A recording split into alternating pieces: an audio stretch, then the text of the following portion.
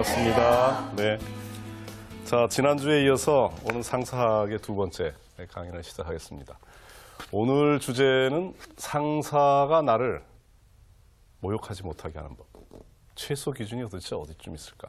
도대체 내가 어느 정도 되면 상사가 나를 모욕할 수 없을까?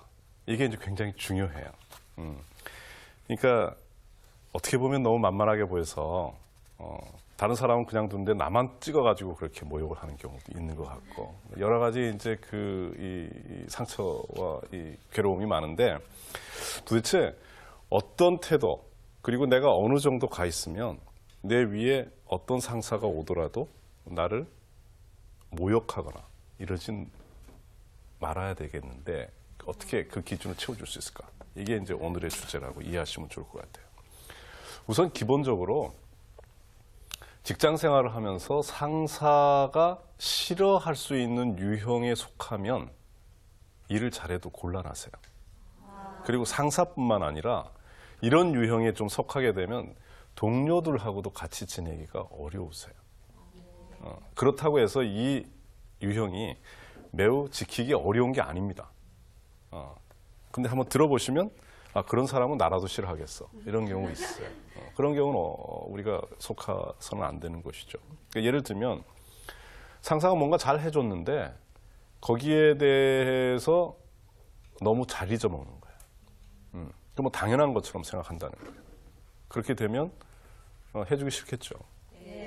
당연히 뭐 상사도 상사이기 때문에 사람이기 때문에 또 하나는 크렘링 같은 경우가 있어요.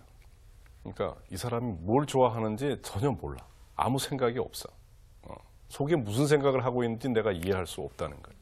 그렇게 되면 상대적으로 가까이서 같이 일하고 지내기에는 상사로서도 굉장히 부담감이 있습니다.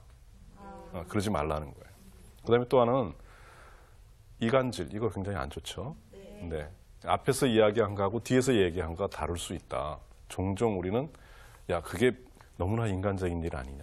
뒷담을 좀 까는 게 괜찮지 않냐 이렇게 생각할지 모르지만 사실은 너무나 인간적이긴 하지만 종종 상당한 오해를 줄 수 있다는 거예요. 저 친구가 뒤에서 딴 얘기를 하고 다니는구나 라고 하는 것이 들리거나 오해를 받거나 그렇게 되면 이 관계를 복원시키기가 꽤 어렵습니다. 그런 곳에 빠지지 말라는 것이죠. 그 다음에 지나치게 무사한 일이에요. 그러니까 이 친구는 어떻게 보면 좀 빠질거리는 거죠. 일을 시키게 되면 그 일에 대해서 한 번도 흔쾌하게 받아들인 적이 없다. 이러면 상사가 좋아할 리 없는 것이죠. 또 하나는 건강한 상식이라고 하는 게 이 친구에게 지켜질까 안 지켜질까 이게 의심되는 경우에도 역시 상사는 신뢰를 주기가 매우 어려워집니다. 근데 여기에 여러 가지 이야기를 제가 했습니다마는 여기에 걸리는 분들은 그렇게 많지 않으세요. 그러니까 우리가 아주 건강한 상식을 가지고 있다고 생각하면 이런 경우에는 별로 속하지 않으세요. 그러니까 건강한 상식이 없는 경우에는 이런 부류 속에 들어가게 되는데 이건 본인을 위해서 매우 치명적입니다. 안 좋다는 거예요. 그러니까 너무 여기에 걸리지 않도록 애써야 되겠다 이렇게 생각하지 말고 그냥 내가 건강한 상식을 가지고 있다라고 생각하시면 여기에는 다 걸려져 나가요.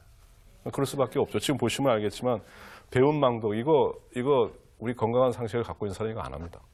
그렇죠? 빤질거리는 거 이거 안 하죠. 그렇죠? 뒷담 그것도 잘 하는 거죠. 그다음에 이간질 이거 안 해요.